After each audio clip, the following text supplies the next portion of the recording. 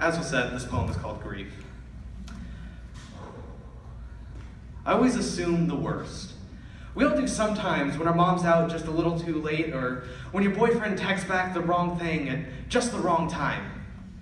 That day was different. I thought he just overslept. Peeked in and saw nothing unusual. I thought he forgot to set his alarm.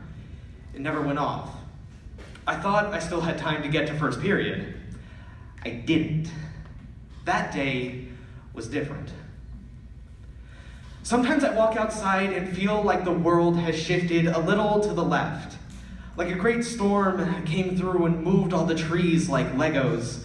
That day, I didn't get that, even though things had changed.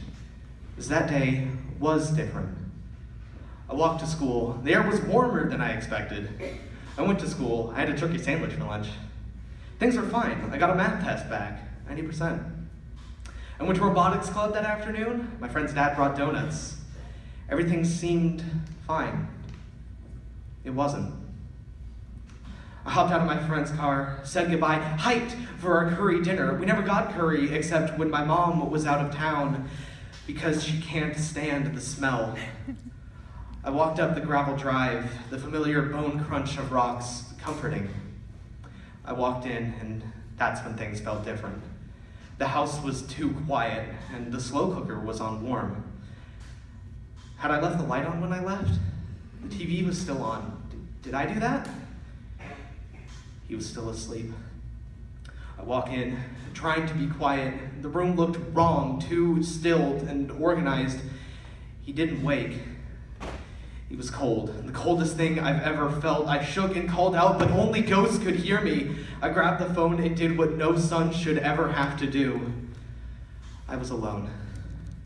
But then I wasn't. Suddenly the house was full of blue and red, flashing lights outside, the marker of a tragedy. The calls of cleared, all that punched through the walls. I was asked questions. I tried to be helpful. It's the only time I've sat so still for so long.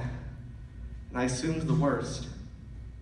Then I heard those words I'll never forget, but who said them I'll never know. How hard it was for him to say, harder to hear. I didn't move. Nobody really knew what to do. I pulled a blanket over myself like it could shield me from reality. I felt 4 years old in a strange land. I felt empty. I felt afraid.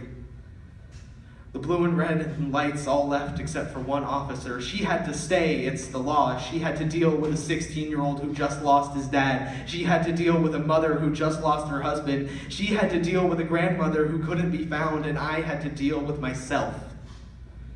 Because what do you do then? Cry? I couldn't until days later. Hit something? That cost too much. Scream? That would hurt more. My answer? Poi, food.